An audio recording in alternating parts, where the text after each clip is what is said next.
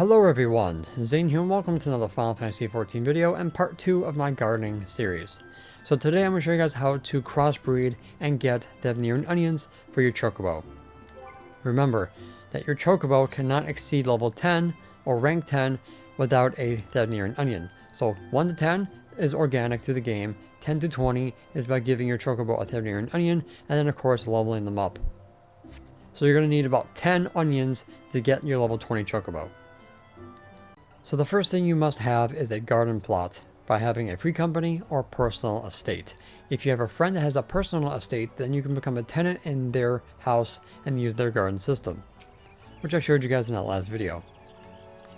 Next, you're going to get 3 garden plots for a large, 2 for a medium, or 1 for a small, which is going to 48,000 gil, which you can get at a vendor, which is going to be right about here.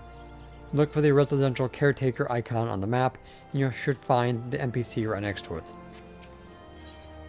Now, after that, you're going to get a one-time purchase of these seeds here, which is the chocobo food.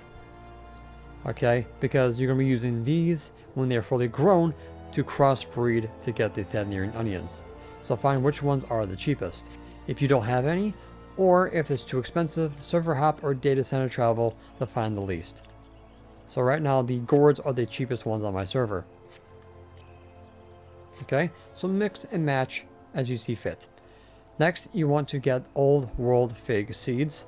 You can find these in the forelands at 2 to 4 AM and PM right about here with your botanist.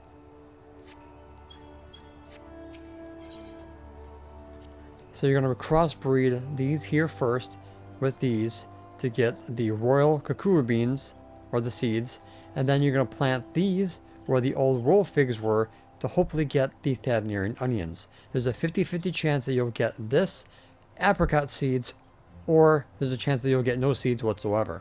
So if you're doing this for the gil, don't, because it takes about 10 days for the onions to grow and about 6 for everything else. So it's not good to make money with. It's just here for the onions for your chocobo, because the thavnairian seeds go for 98,000 on my server, but the onions go for 15 to 16,000 gil more, which you would think these would be more expensive, but they're not. Alright, so now for the planting stage. Now, as you can see here, once they are completely done and sparkling, they will never wilt.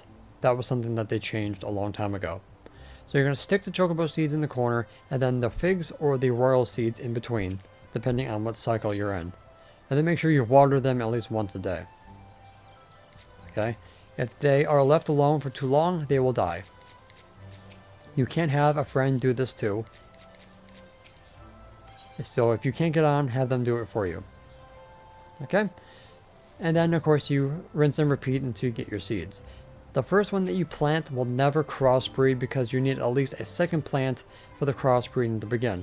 If you want, you can plant the first one, plant the second one, rip out the first one, and then replant it for the first one to grow a seed. Or a chance. But that's going to cost you gil for the first one. But that's up to you. And this one here is where my thavnairian onion seed that I got from the first cycle, which I recorded, which I'll show you guys in a little bit. So we're going to use this plot over here for the demonstration. So plant, pick your soil, which is the thanalan topsoil, and then pick your seed. I think I'm on the first plot, so you want to put the chocobo seed here. And then plant your fig. So now the fig will crossbreed with the first one, and this one will never crossbreed because it was first.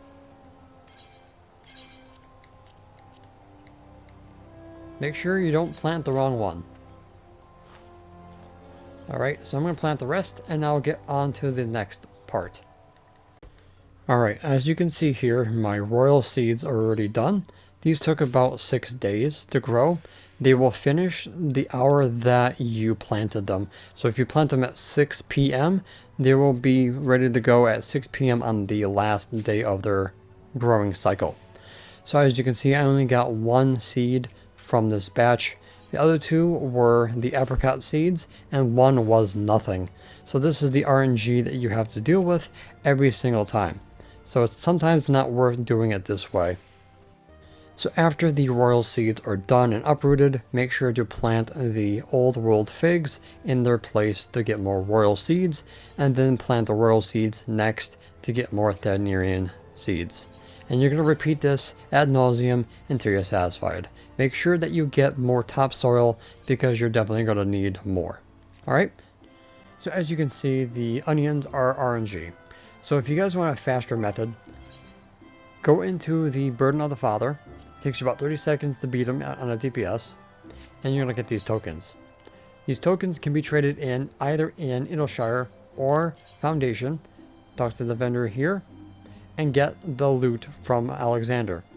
Go to your Grand Company, trade them in, get duck bones. It takes about 90,000 to get 53,000 gil. Do that twice, which you can do it within like a half an hour to an hour, and get enough to buy the onions off the market board.